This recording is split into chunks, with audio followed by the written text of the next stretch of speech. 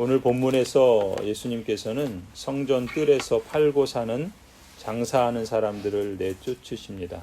그리고 잎은 무성한데 열매가 없는 무화과 나무를 저주하시는 그런 기록을 하고 있습니다. 이 성전과 무화과 나무는 모두 하나님의 언약 백성을 상징합니다. 하나님의 언약 백성으로 부름받은 이스라엘의 고유한 특징을 이 성전과 무화과 나무로 상징하고 있는 것이죠.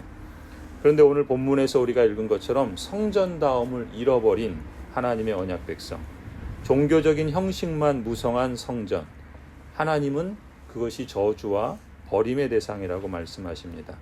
하나님께서 찾으시는 것은 성전다움을 잃지 않고 열매 맺는 참 성전이죠. 그런 점에서 예수 그리스도가 바로 그 참 성전이시다라는 것을 오늘 본문이 우리에게 밝혀주고 있습니다. 또한 예수 그리스도와 연합되어서 예수 그리스도를 받아들이고 믿고 그리스도 안에서 참된 믿음을 갖고 구하는 사람들도 열매 맺는 참 성전이다. 이것을 선언하시는 말씀입니다. 예수님께서는 성전다움의 특징을 오늘 본문에서 말씀하고 계시죠.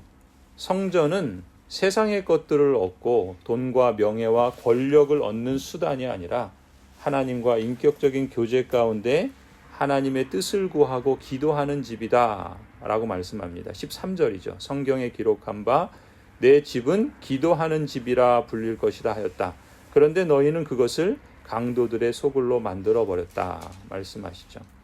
또 14절에서 성전 뜰에서 눈먼 사람들과 다리를 저는 사람들이 예수께 다가왔다. 예수께서는 그들을 고쳐주셨다.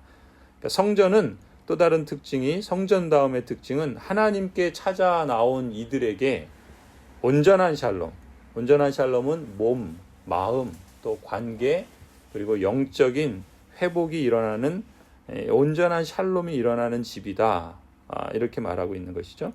그 다음에 16절도 보시면은 성전은 어린아이와 젖먹이처럼 연약해서 스스로의 힘으로는 살 수 없고 오직 하나님께 의존하여 사는 이들이 하나님의 능력을 실감하고 그 놀라운 은혜를 찬양하는 집이다 라고 말씀합니다. 16절 보시면 주님께서는 어린아이들과 젖먹이들의 입에서 찬양이 나오게 하셨다라고 말씀하시죠. 그러니까 예수님이 지금 말씀하시는 성전다움이란 이런 겁니다. 하나님과 만나서 인격적인 대화가 일어나는 것이라는 것이죠.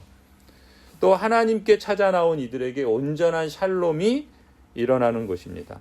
그리고 하나님으로부터 온전한 샬롬이 회복되고 치유되는 능력과 은혜를 찬양하는 것이 바로 성전다움이다 라고 말씀하시는 것이죠. 그런 점에서 참 성전은 예수 그리스도이신 겁니다. 그리고 성전다움은 모두 참 성전이신 예수 그리스도 안에 있고 예수 그리스도와 연합하여 그리스도 안에 있을 때 실감되고 경험되는 특징이라는 것이죠. 그런데 당시에 이 유대교의 대제사장들과 율법학자들은 참 성전이신 예수님 자신을 또 예수님의 그 가르침을 이상한 일로 여겼죠. 아이들과 젖먹이들이 찬양하는 것을 보고 성을 내고 분하게 여겼습니다. 15절 말씀이죠.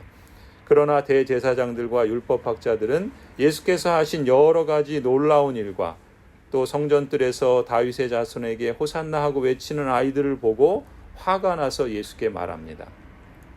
그러니까 정작 이상한 사람은 예수님이 아니라 바로 이 유대교의 대제사장들과 율법학자들이죠.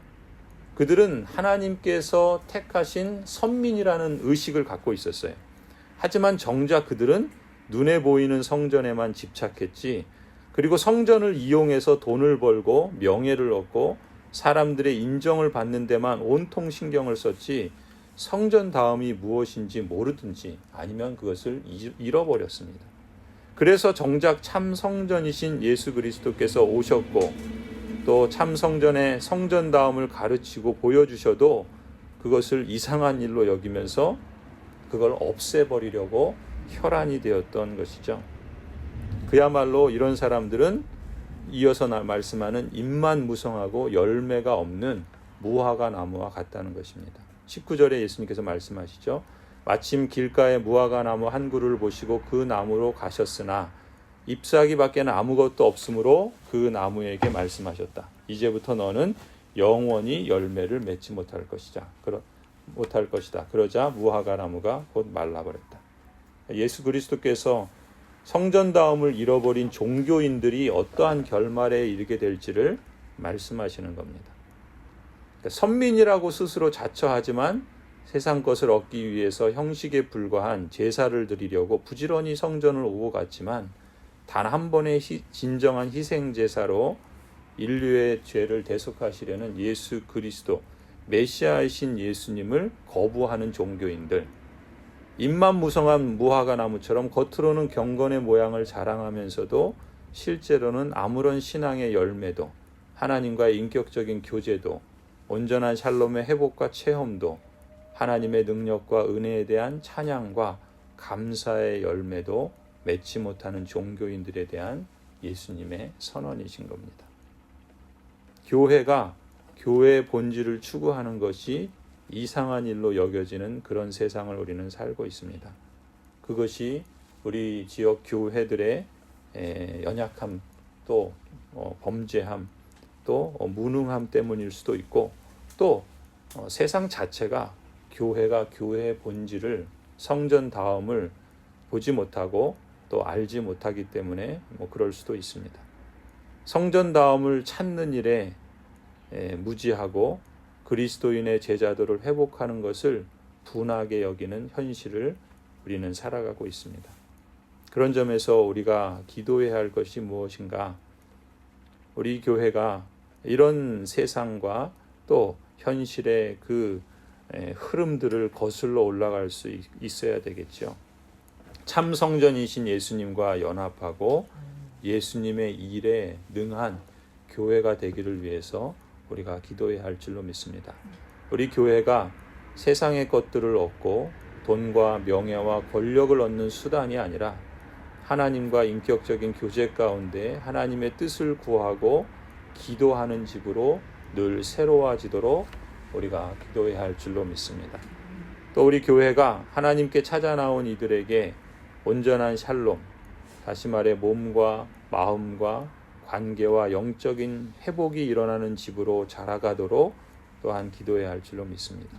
우리 교회가 어린이와 젖먹이처럼 연약해서 스스로의 힘으로는 살 수 없고 오직 하나님께 의존하여서만 살 수 있다라고 고백하고 또 그렇게 찾는 이들에게 하나님의 능력을 실감하고 또 그 놀라운 은혜를 찬양하는 그러한 집으로 성장할 수 있도록 기도해야 할 줄로 믿습니다. 그때 21절에 예수님께서 제자들에게 말씀하시는 것이죠. 내가 진정으로 너희에게 말한다. 너희가 믿고 의심하지 않으면 이 무화과 나무의 한 일을 너희도 할 수 있을 뿐만 아니라 이 산더러 들려서 바다에 빠져라 하고 말해도 그렇게 될 것이다. 또 너희가 기도할 때 이루어질 것을 믿으면서 구하는 것은 무엇이든지 다 받을 것이다. 이러한 말씀의 은혜가 우리 교회와 또 우리 모든 성도들과 우리 자녀들에게 있기를 간절히 축원합니다.